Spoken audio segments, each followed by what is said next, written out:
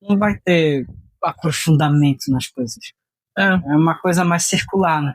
corta para 1 hora de vídeo. Olá, pessoal. Então, estamos aqui em mais um vídeo do Távola para falar sobre a Odisseia e toda a sua treta que gerou por conta do filme.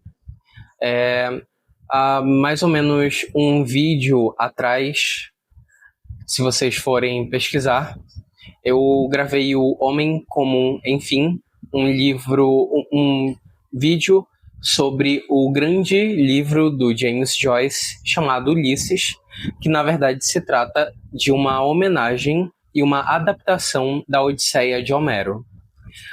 Bom, se vocês querem mais detalhes sobre esse livro, pesquisem nos vídeos do Távola e assistam o Homem Comum, enfim, que vai ter todos os detalhes. Mas no fim do vídeo eu prometi que iríamos gravar e falar sobre a Odisseia de Homero.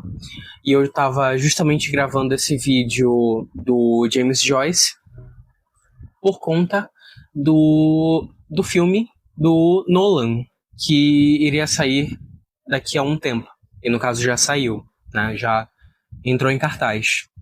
Então, dessa vez, é a hora da gente falar sobre a Odisseia de Homero e também do filme do Nolan.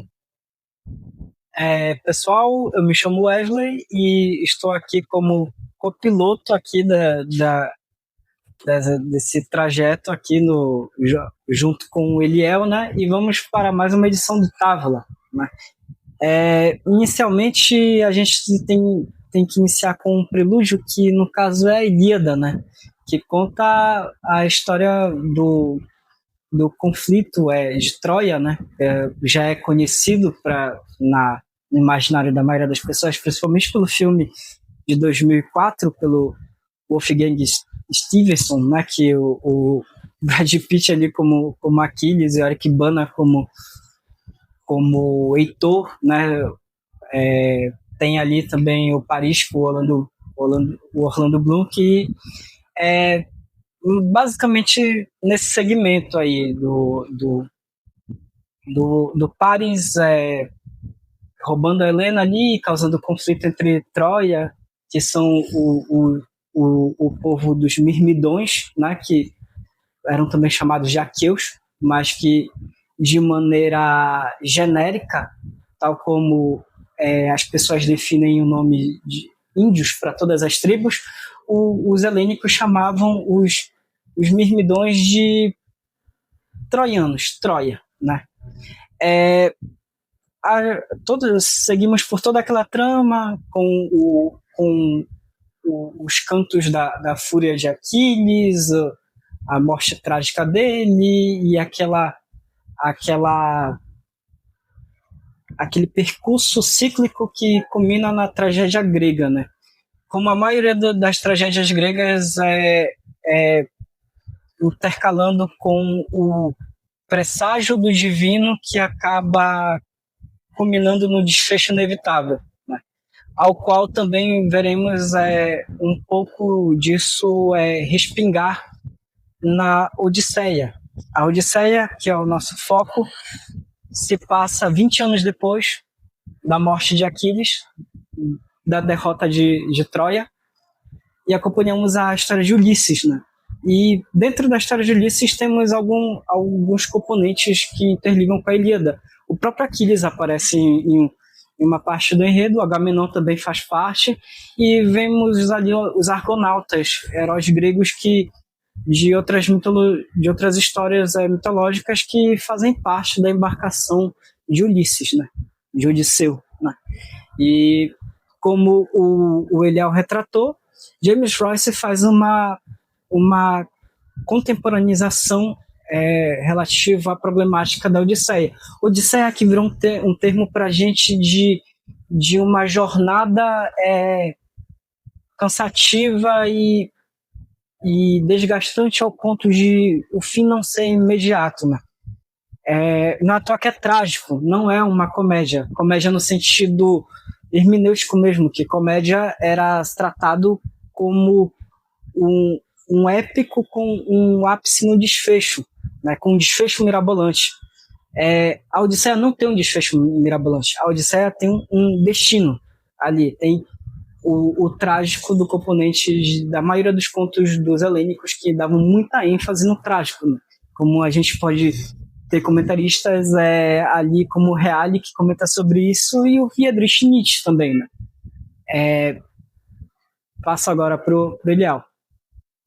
Um dos pontos que a gente quer tratar nesse vídeo é justamente sobre as tretas e sobre os problemas que as pessoas encontraram na adaptação do Christopher Nolan. E aí a gente vem justamente nessa palavra, adaptação. O filme se trata de uma adaptação, é uma visão do diretor, né? É uma forma como ele achou para construir a narrativa. Porque a gente fala de uma obra que foi escrita há mais de 2000 anos, muito mais de 2000 anos. Inevitavelmente, você exigir que a obra seja digna, fiel ao que Homero escreveu, é algo que você vai ter dificuldade de encontrar. Em qualquer adaptação cinematográfica, você nunca vai conseguir 100% daquilo que você leu. Porque a obra é parte da imaginação do autor. Por mais que juntem elementos da realidade, mas você nunca vai encontrar coisas fiéis, porque se trata, é uma coisa que saiu da tua cabeça, né? Então você vai ter dificuldades, principalmente para uma obra construída há muito mais de 2000 anos. Você vai ter dificuldades para encontrar uma cidade que seja parecida com a obra. Você vai ter que construir uma cidade cenográfica para possivelmente ser destruída depois. Então, isso é recurso, é dinheiro, enfim, isso é tempo. Então, as tretas são justamente em relação a isso. Houve gente reclamando de que a cidade ela estava com aparência de velha, não estava nova, e aí teve esse problema. Teve problemas com a Helena, que reclamaram da atriz, reclamaram sobre a Calypso também. Então, tudo isso. Lembrando que reclamaram do elenco como um todo, mas deram muita ênfase na Helena, né? Devido a como é um personagem que tem um destaque grande na trama, se tem uma expectativa muito grande. E isso rechaça a questão se esperava uma adaptação correta do livro, então um dos componentes principais dele acaba ali virando um alvo grande, né? E a Helena, independente de como ela seria adaptada, ela ia ser um alvo para as críticas, né? E, inevitavelmente, também, a gente fala de uma obra que é extensa. Esse é um dos grandes problemas também, porque são cantos. Então, tem essa dificuldade técnica em você adaptar para um roteiro aquela obra, mas também é justamente quanto à questão da extensão do livro. É um livro longo, é uma história longa, então você querer que todos os personagens repitam 100% do texto que está no livro, isso tornaria uma verdadeira odisseia, né? Se tem gente reclamando que o filme tem 3 horas, se fosse adaptado da forma como a maioria das pessoas queria, o filme teria umas 6 horas. Então, falando sobre adaptação e tudo mais, e aí, pessoal, eu sou o Kiri, do Távola Filosófica, né? Muito prazer encontrar vocês de novo aqui. E tratando de adaptação e do próprio Nolan, a gente sabe muito bem que já tem um histórico de filmes complexos, ou que para muitas pessoas é complexo, e também em relação à adaptação que ele fez do Batman, né, da trilogia que ele fez. Então é o seguinte, em relação à questão de adaptação, que cai em cima é um peso muito grande que cai em cima essa adaptação nova da Odisseia, que já teve outras adaptações. Eu acho que nenhum spoiler falar da Odisseia hoje em dia, porque além de ser uma obra de 3.000 anos atrás, ou 2.000 anos atrás, e mais um pouquinho, dependendo da sua linha de raciocínio, ainda tem mais adaptações sem ser essa só do Christopher Nolan, que lançou esse ano em 2026.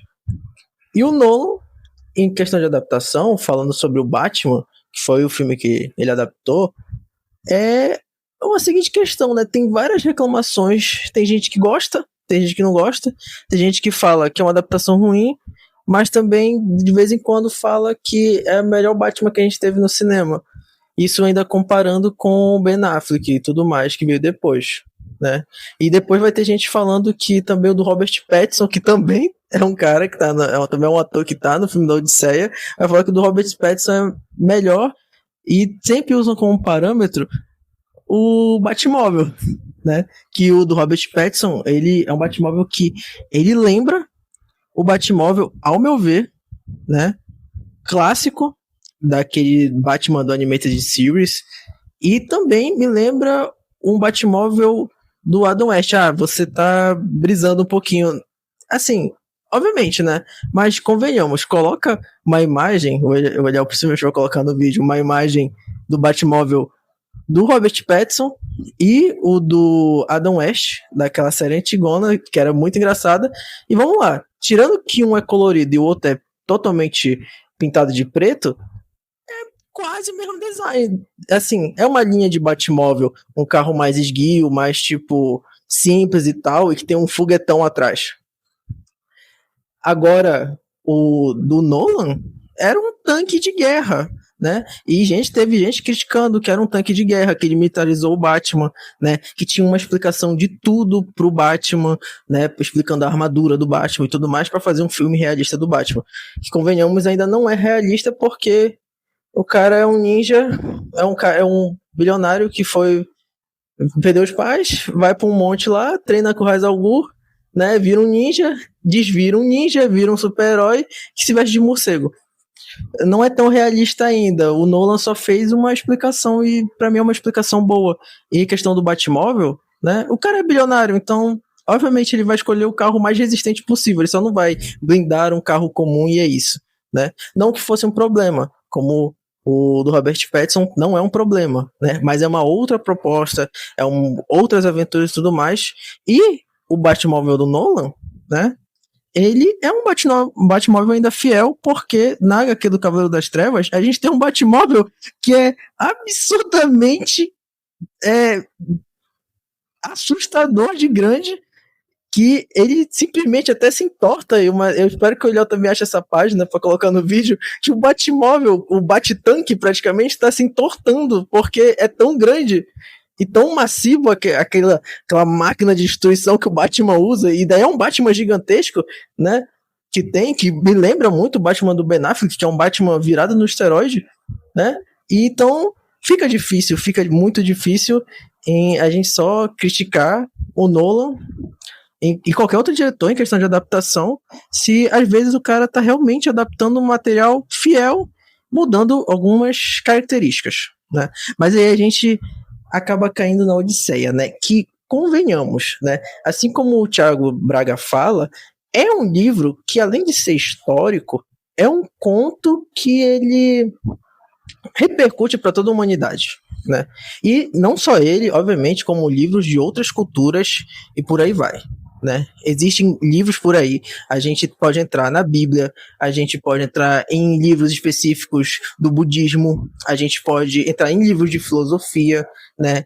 Tanto ocidental quanto também orientais. Existem obras que da humanidade são inesquecíveis, são incomparáveis, né? Só que, como o Eliel falou anteriormente no vídeo, a gente fazer uma adaptação hoje em dia desses contos épicos ou essas histórias mitológicas é muito difícil ser fiel.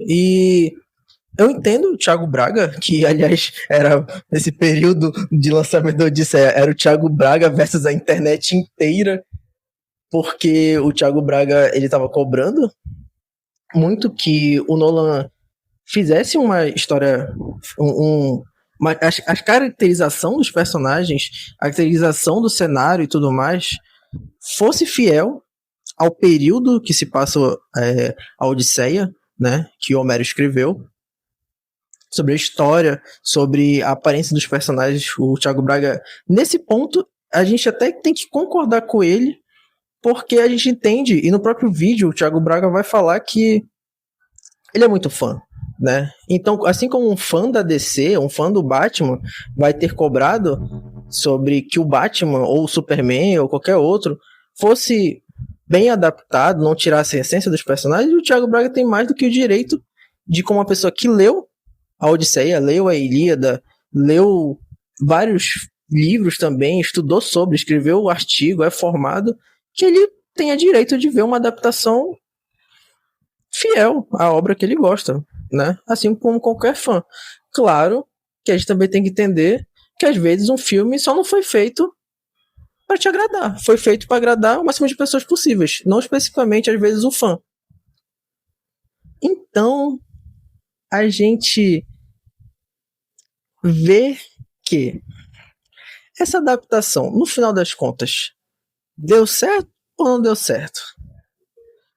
Ao meu ver, sem spoiler nenhum, dá para assistir essa adaptação, mas acho que é bom frisar o ponto de você não tá vendo a Odisseia como ela realmente é.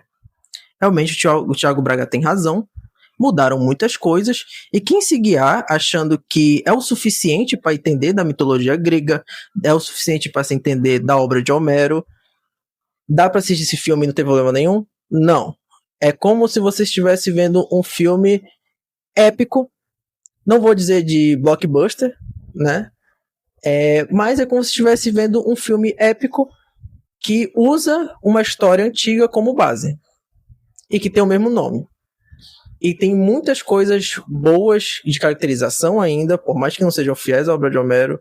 Tem muitas partes realmente que emocionaram. Eu que vi o filme no cinema, emocionam muito, principalmente o final. O final simplesmente é um filme para se assistir no cinema. Se você não assistiu no cinema e vai assistir em casa, tente o máximo para fazer a sua experiência ser o mais próxima do cinema, porque vale a pena. Apesar de que você não vê nem 50% da tela, porque o Nolan decidiu gravar em IMAX, mas isso aí é um papo para uma outra conversa. Relativo ao Thiago Braga, tá, como frisando que o Kiri falou, é válido ele querer uma adaptação, principalmente uma pessoa que é aficionada à pesquisa de alguma coisa vai querer a erudição daquilo. Só que o Nolan tem um público maior. Então, tipo, não vai ser só leitores aficionados da Odisseia que vão estar presentes ali naquele filme. E uma outra coisa, a gente tem que ter cuidado dessa cama de gato que é a fé e fidelidade. Fé no sentido senso comum mesmo, que é aquela expectativa otimista e progressiva de uma finitude, né? Ao ponto de, tipo, eu tô ansioso para aquela obra ali, vai ser do jeito como eu tô imaginando, que é a expectativa. E fidelidade que vem do Fides, que é o mantimento, o perdurar daquilo, que não vai ter. Não vai ter, porque se fosse uma obra totalmente 100% adaptada, ia ser, como tu descreveste, em cantos, ia demorar um século e teria que fazer numa linguagem original, né? Eu até estava citando sobre o Robert Eggers, né? O Betting-Ovos, que ele, com os filmes dele, que ele tem esse processo de tentar fazer na assinatura dele, cada artista tem sua assinatura e perspectiva, e isso é uma problemática também do Nolan. O Robert, ele tem todo esse certo processo criativo em querer pegar uma linguagem antiga, pesquisar muito bem o folclore ali, como ele fez no Homem do Norte, como ele fez no Nosferatu, e até ele readaptou Nosferatu, que eu até, como eu comentei com os meninos aqui, a nova versão do Nosferatu, o fim dela, mil desculpas aí quem gosta de expressionismo alemão, eu adoro também, mas esse último Nosferatu do Betim Ovos é melhor do que o clássico. É melhor do que o antigo, simplesmente isso, o centenário. E o que ele está fazendo agora no Lobisomem, no caso que vai ser a obra dele, A Mitologia do Lobisomem, ele vai tentar fazer um resgate do que é o conto, que o que é perpassado para a gente de maneira hollywoodiana é um lobisomem diferente do que era contado na versão antiga ali pela região germânica, pelo período medievo também. Não é à toa que a gente até tem em versões das regiões do interior daqui do nosso estado mesmo, uma versão diferente de lobisomem, né? Eu já ouvi, por exemplo, que lobisomem pode virar um porco, por exemplo. E na versão fetichista religiosa, ele é apenas um lobo, né? E retomando ao Nolan, como eu falei da questão da assinatura, qualquer espectador que pegou o histórico do diretor vai ver que vai ter a limitação, para alguns limitação, para outros é uma questão de estilo artístico, é como ver o quadro de um pintor. Cada pintor tem sua técnica, né? Eu não posso analisar a obra do Caravaggio como analiso a obra do Monet. São classes diferentes, são períodos diferentes, são visões diferentes e contextos diferentes, técnicas diferentes. Então, o que se espera do filme do Nolan não se pode... É a mesma coisa que tu não esperar a influência do próprio expressionismo alemão dos filmes do Tim Burton. Ou então aquela estética mais escurecida do David Fincher, por exemplo, que vai lançar até o filme que é um spin-off do Era Uma Vez no Hollywood, né? Focado no personagem do Brad Pitt lá, que espancou o Bruce Lee até. Sim. Que o David Fincher dirigiu esse filme. E tem ali o investimento do Tarantino, mas tu vê a estética já do David Fincher. E aí se entra a questão do Nolan, né? A estética do Nolan. Toda aquela questão de tentar fazer parecer tudo muito prático. A cena da Circe transformando os argonautas em porcos, fazendo aquele efeito de como se fosse uma massa de modelar, né? Como se fosse um escultor mexendo na argila. Sensacional, parecia que a Circe fez aquilo mesmo nos caras, contorceram eles e transformaram eles em mini projetos de caras de barro da vida, né? Então, como o Kirei falou da questão da resolução, eu vi muitos comentários positivos referente ao áudio. O IMAX, apesar de ser uma experiência imersiva melhor em cinemas muito particulares pelo mundo, que não se tem aqui no Brasil, se eu não me engano, mas não interferem. É uma problemática que já ocorreu no Quarteto Fantástico do MCU, porque teve gente que criticou os ângulos do Galactus no recorte para o cinema padrão mesmo. O Galactus ele não conseguiu ter aquela imersão de ser uma coisa gigantesca como no IMAX, né? Da resolução máxima que o Nolan adaptou ao Odisseia. Sim. A verdade é que o pessoal queria aquela experiência de ter alguém jogando um balde de água para ter a experiência do Odisseu ali no meio do mar. Que diversão, né? Queria que tivesse alguém mexendo ali na cadeira. Na cara dos outros lá. Pois acho que o pessoal queria isso, né? E, bom, não é isso que a gente vai ter, pelo fato do que você falou, né? Sobre nem todos os cinemas do Brasil vão ter essa mesma experiência do IMAX. Particularmente, eu gostei. Eu achei que é um bom filme. É uma boa adaptação. Eu vou e assisto sem o pensamento dessa ideia fiel da Odisseia. E eu acho que se você se desliga um pouco disso, você consegue aproveitar mais. Porque numa fileira atrás de mim, quando eu fui ao cinema, tinha um rapaz, muito jovem, acho que deveria ter uns 14 anos, por aí. Aí essa cena não tá no filme. Ai, porque isso não acontece. Cara, se você vai e você não consegue prestar atenção no filme ao ponto de você ter essa imersão e você praticamente leva o livro para tentar acompanhar página por página, cara, é melhor você não assistir o filme, porque não vai ser adaptado da forma como você quer. Então, deixa o livro em casa, aproveita o filme, tenha essa experiência.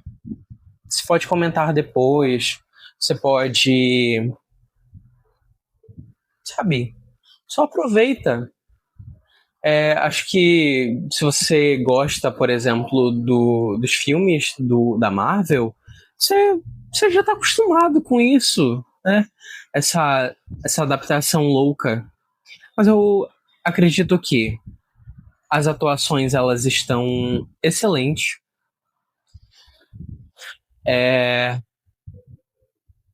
A Anne Hathaway magnífica. Então tenta aproveitar isso. Aproveita o filme. Absorve isso, absorve essa experiência. E sem contar que a Odisseia é um livro perfeito para a temática da dramatização dos arcos de fundo do Nolan. Porque o Nolan ele tem um histórico ali de personagens principais ali que estão perdidos, estão encontrando uma jornada ali, passando por uns percalços. O Bruce Wayne do Nolan, por exemplo, é um Bruce Wayne que ele precisa ter a odisseia particular dele. Ele viaja mundos e fundos para treinar com o clã dos ninjas, né? A gente tem um exemplo do Interestelar lá, o astronauta que atravessa buraco negro, vai para outros territórios, outros planetas para tentar regressar de alguma maneira, né? Então tu vê que a assinatura do diretor também é isso, o psicologismo do protagonista, né? Que até o James Royce, que tu citaste no vídeo anterior do Távola, comenta, né? E outro ponto interessante que eu achei dessa Odisseia, de fato, foi o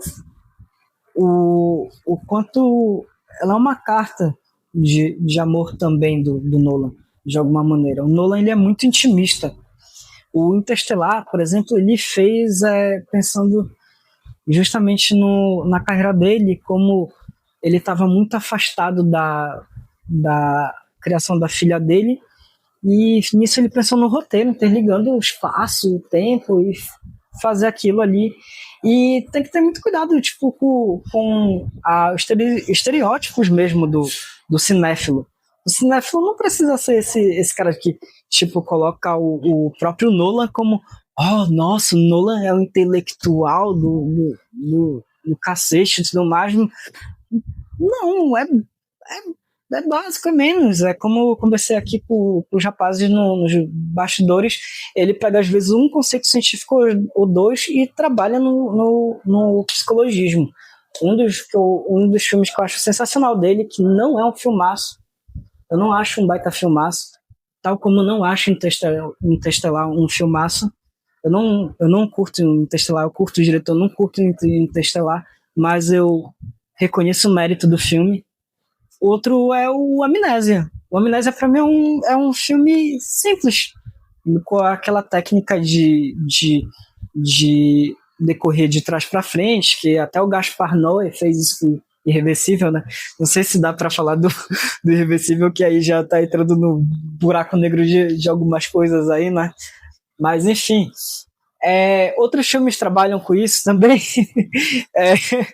mas é isso, o de trás para frente, trabalhando com a degeneração ali psicológica do personagem. Acredito até eu mesmo ter uma degeneração meio psicológica a ponto de curtir esse filme, mas enfim, tanto que eu nem lembro o que eu ia falar agora. Mas é isso, tipo, não dá pra tratar a Odisseia do Nolan como a Odisseia do Homero, porque o Nolan ele trabalha muito com a psique dos personagens também. O Homero é um outro contexto histórico. O Homero está tratando de um psique coletivo. Os gregos, os helênicos naquela época, eles trabalhavam em uma cultura da polis, do coletivo, né? Uma narrativa do coletivo, não do aspecto mais individual como um diretor contemporâneo. Cinema, antes de tudo, é sentimento, né? Também tem isso. Você falou sobre o fato do Nolan gostar de por ser intimista, e cinema, antes de tudo, é sentimento. É justamente você se entregar. Então, por isso que eu falo muito sobre essa questão de você não levar o livro para querer acompanhar ali, porque isso vai acontecer. Por exemplo, tem um novo filme, que vai ter um novo filme da saga dos Jogos Vorazes. Eu sei que vai ter gente também ali querendo ler o livro praticamente em tela, quer que aquilo ali aconteça na íntegra, né? Vai ter a série do Harry Potter. É diferente porque é uma série, você tem como diluir mais a história, mas é diferente de um filme que você tem um tempo muito limitado ali, principalmente porque o Harry Potter começa como uma série de filmes infantis, né? Depois vai ficando um pouquinho mais pesado. Que a depressão da J.K. Rowling tá atacando.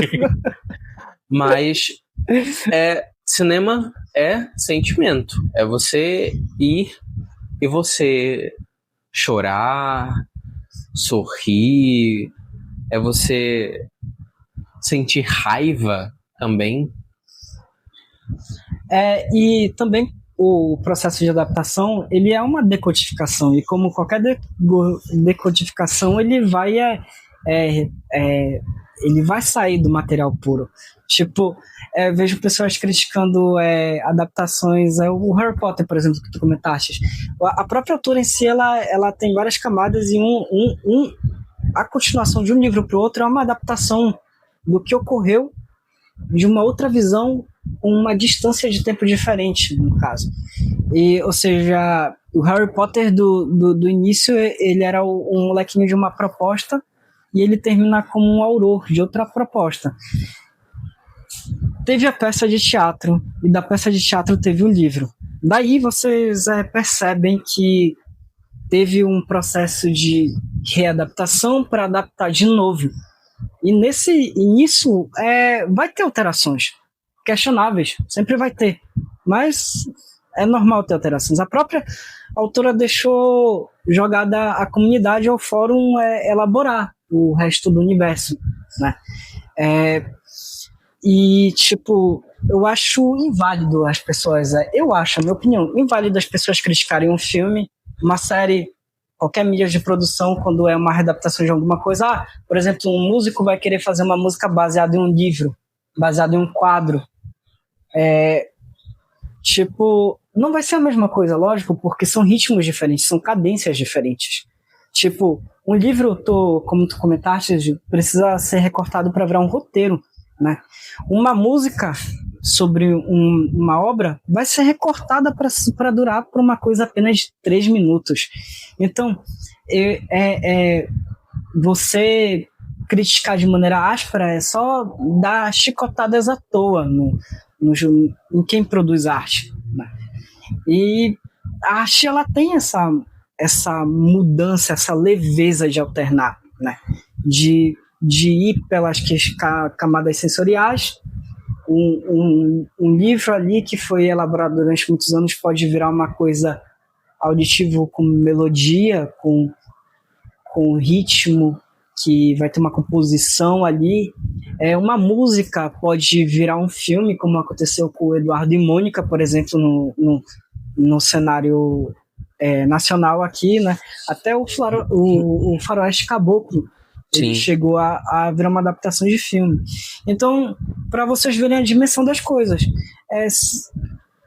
dá para criticar a fluidez da arte, principalmente hoje em dia, porque para mim quem bate no Nolan de tal maneira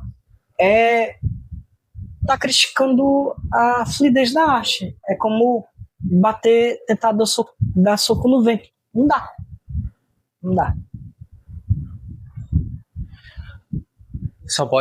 A gente só pode criticar a última temporada de Game of Thrones, e é isso. Tem muitas coisas questionáveis no Game of Thrones. E aí, pessoal, sou eu de novo. Agora eu vou fazer uma pequena review. Então, a partir desse momento, até esse minuto na tela que o Eliel vai ter colocado na edição do vídeo, ou eu ou ele, vocês pulam, porque agora vai vir uma coisa recheada de spoiler, porque eu vou fazer uma leve análise com, agora sim, críticas minhas em relação ao filme. Então, vai ter spoiler e é isso. Mas, convenhamos, né? O Odisseia tá escrito aí há um tempão. Se tu não parou pra ler ou ver alguma adaptação de filme, que já tem acho que umas 3 adaptações antes do filme do Nolan, então, é falta de interesse mesmo da sua parte. Eu não posso fazer nada sobre isso. Então, vamos pra parte de atuações e adaptações, né? Tanto que coisas que o Thiago Braga bateu muito tecla nos vídeos dele, né? Claramente são vídeos que são pra movimentar, porque tretas movimentam, então tá tudo bem sobre isso.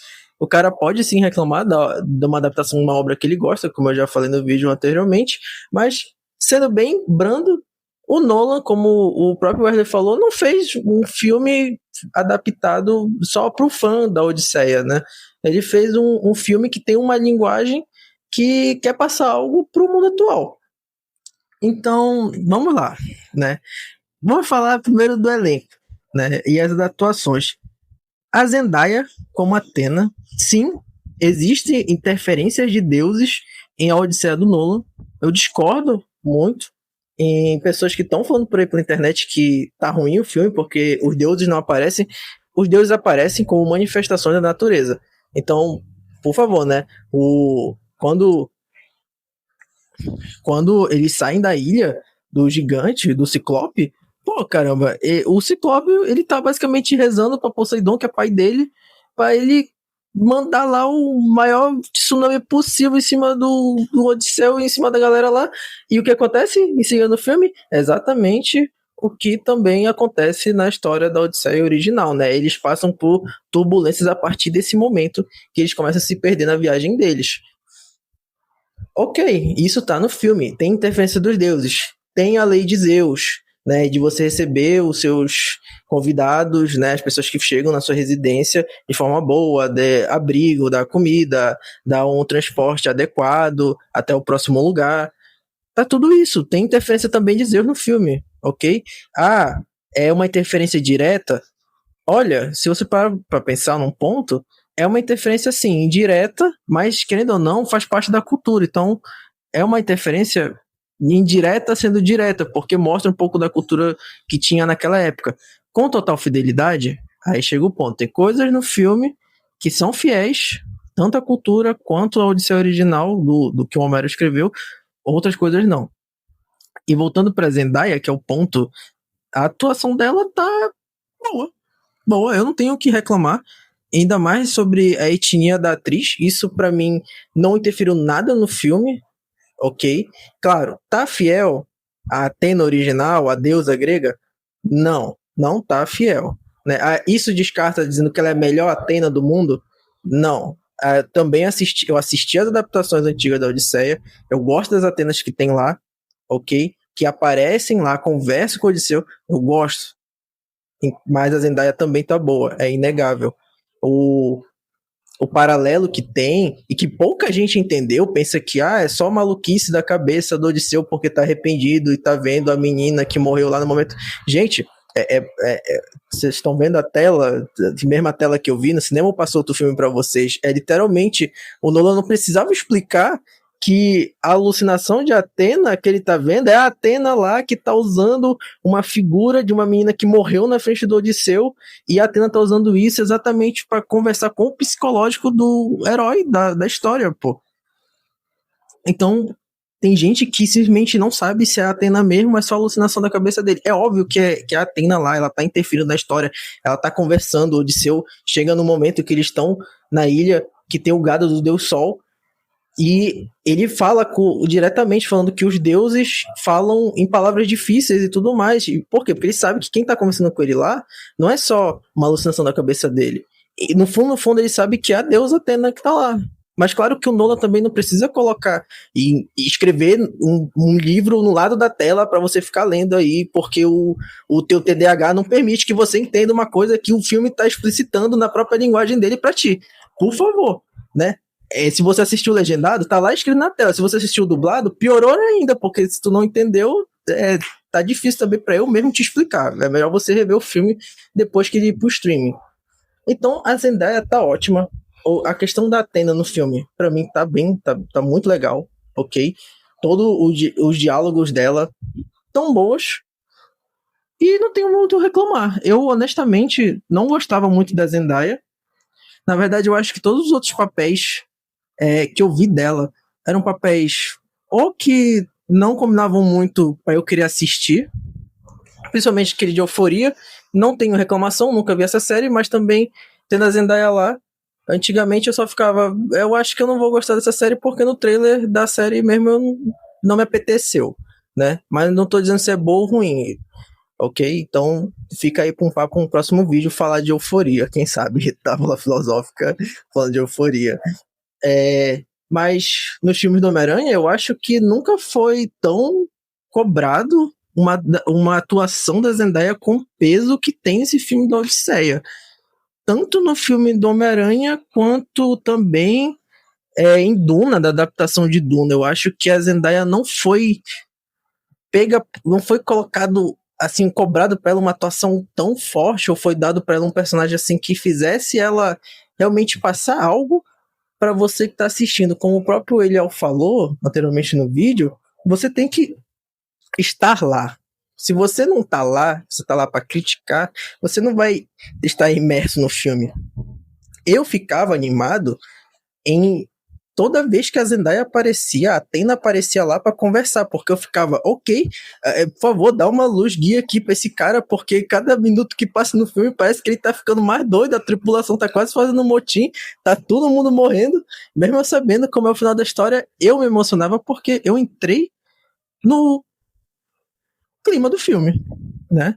O Travis Scott, quando aparece, simplesmente é incrível. Ok, tá bom. Ele quase canta 2 vezes a música que ele esqueci o nome dele, mas ele vai colocar aí na tela aí. Deve estar aparecendo em algum canto por aqui, tá?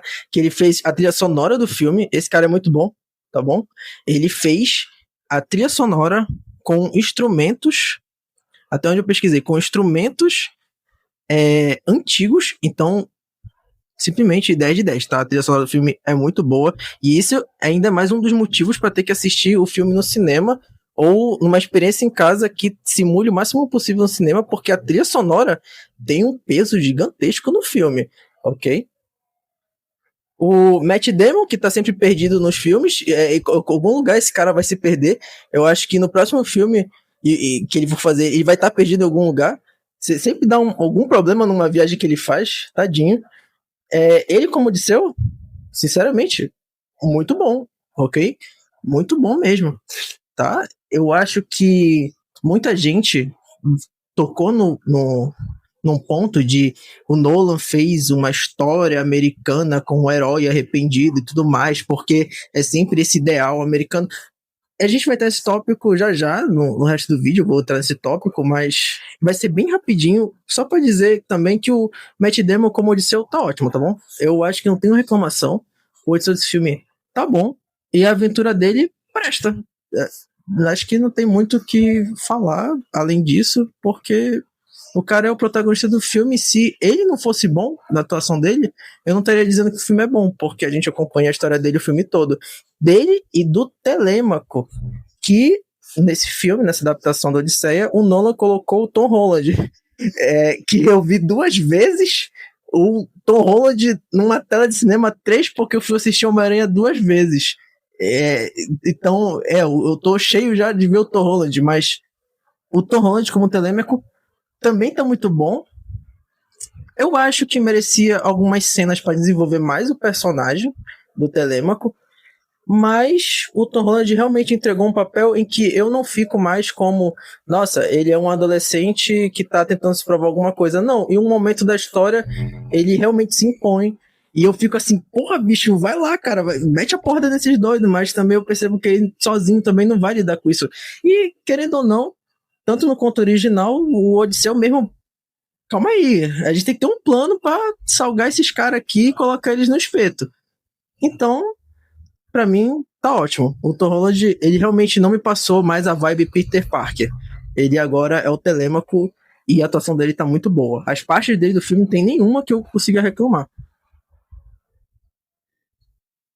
Tem agora o Elliot Page, que também foi uma questão, porque durante muito tempo antes do filme lançar, foi colocada a questão que ele seria o Aquiles, e por ele ser um ator trans e tudo mais e tal, enfim, o pessoal foi enchendo o saco disso, acabou que ele foi o Sinon no filme, né, e, bem, a atuação dele ótima, ok, teve gente que reclamou, teve gente de um lado que colocou a questão de ser um ator trans, não tem questão nenhuma de problema.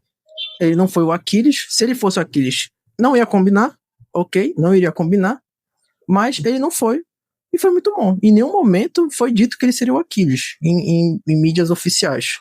Então, reclamaram à toa, mas reclamaram com o ponto de que o Sinon foi colocado lá só pra aparecer, morrer, e honestamente, para de encher o saco, deixa o cara atuar e fazer o papel dele. Vocês querem já que sei lá, o que vocês esperavam desse filme, deixa o Nolan fazer, só aprecia a porcaria da obra.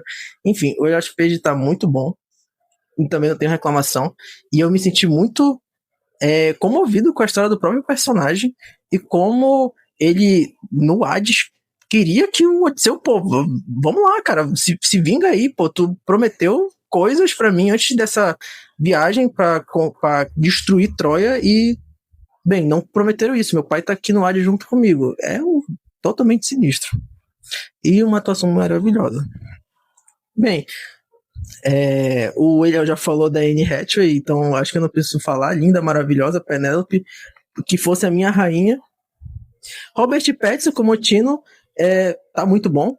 Tipo assim, top desgraçados que eu queria sair no soco, mas não vamos esquecer que você fez Crepúsculo, Robert Pattinson, ok? Você fez Crepúsculo, a gente nunca vai esquecer disso, e aliás, no cinema, na minha cidade, passou Crepúsculo, Amanhecer parte 2 de novo no cinema, só pra gente nunca esquecer que Robert Pattinson pode ser o Batman, pode ser o Bruce Wayne, pode ser o Antino, pode ser qualquer outra coisa, mas ele sempre vai ser o Edward, ok? Sempre vai ser o Edward. Nunca vou esquecer. Eu vi o Edward na Odisseia, tá? A gente tem o John Batra como Menelau, né? Você não mexe na esposa de um cara que o nome dele é Menelau, Tião, João, ok? Chico, você não mexe na esposa de cara assim. Esse cara é nome de matador. Menelau é nome de matador. Ok? Bem, tá muito bom também. Ok?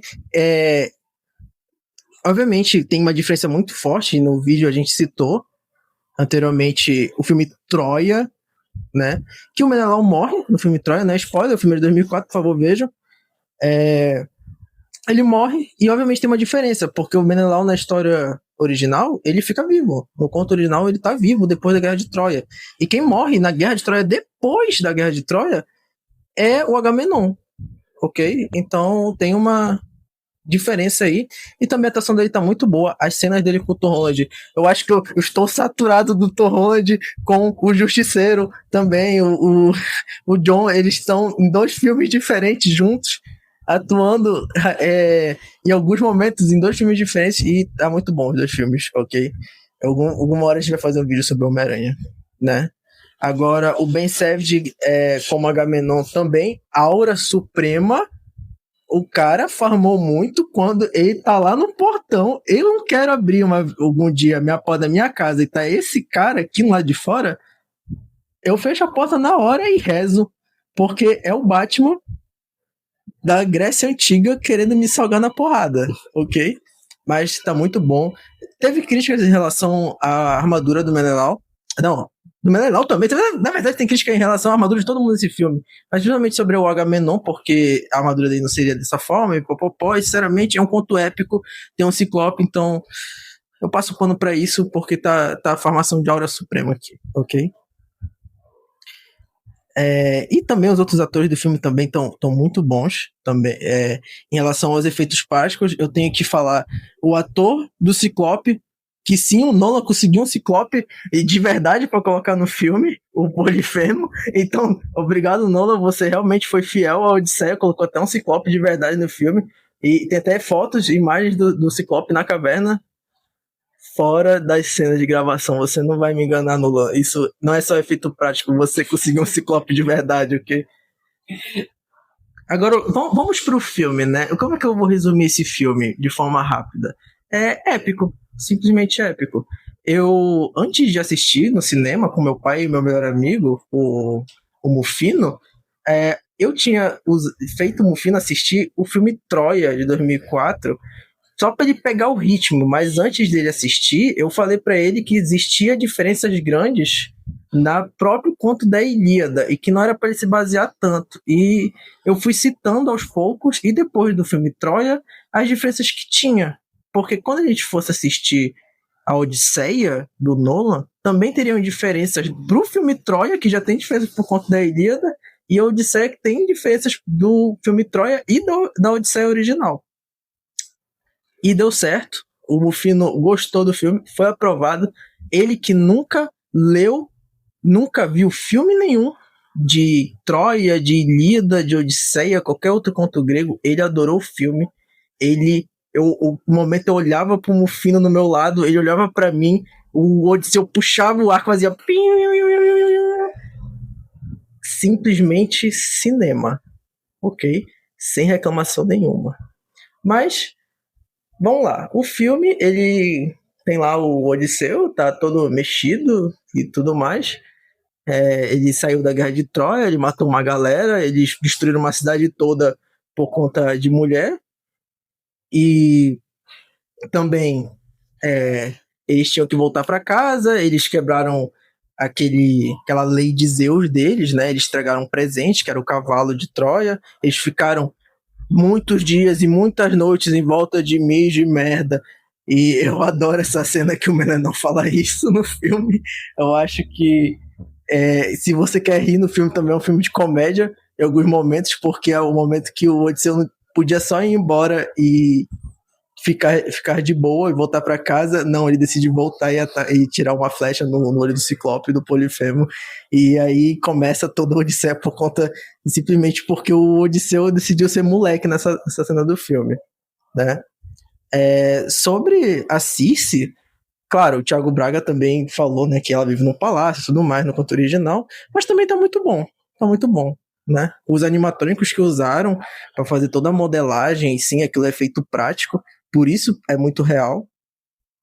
Para mim tá ótimo. Eu acho que também passa uma mensagem, e muita gente reclamou que a Circe, ela só parece uma velha maluca, mas, de novo, é uma mensagem que o Nolan tá querendo passar no filme, ok?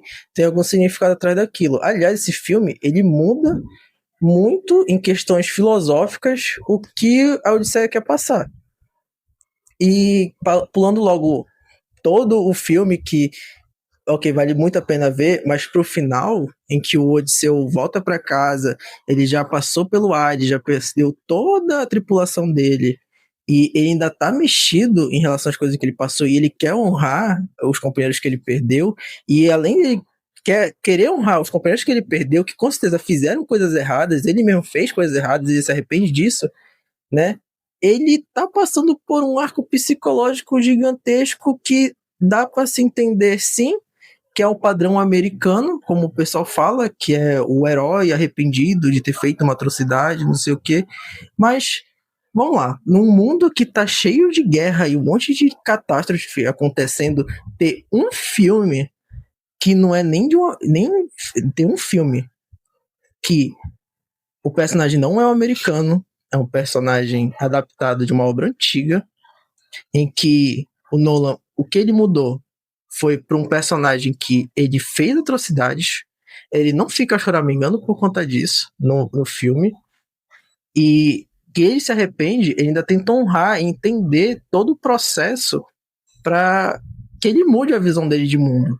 E mude a visão dos outros? Não, na verdade o Odisseu tá no próprio rolê dele e ele não tenta subjugar ninguém ou sair por aí pregando palavra de paz só porque ele fez alguma besteira. Ele acha que as pessoas têm que concordar com isso, com a visão nova de mundo dele. Não, acaba o filme, ele vai embora com a Penélope, o Telêmaco vira rei de Ítaca, né? E ele vai honrar os soldados dele que morreram.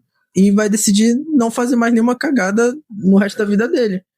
Pelo amor de Deus. Reclamar disso é tipo, sei lá, reclamar que o filme quer passar uma mensagem e você não gostou e pronto, acabou. O que é literalmente isso, né? O Nolan, ele fez uma boa tarefa. Eu acho que ele entregou um filme ótimo. Se você queria um conto fiel ao original, uma fidelidade 100%, você não vai encontrar aqui, mas se você for de braços abertos, você vai encontrar um filme que te emociona, que te passa uma mensagem, né, de volta para casa, de arrependimento e tudo mais. E tirando qualquer viés político ou de qualquer espectro em relação à etnia dos personagens, a mudanças que o Nolan fez, é um filme bom. Eu não tenho mais ponto nenhum para colocar, além de 10 de 10, parabéns, Nolan. Agora, adapte Irmãos Karamazovski para tela de cinema, por favor. Faça essa tarefa pra gente, ok? Agora eu vou encerrando o vídeo por aqui. Eu acho que vai estar passando alguns créditos aqui no meu lado, dessa nossa grande produção do Távola. É isso, gente. Tchau.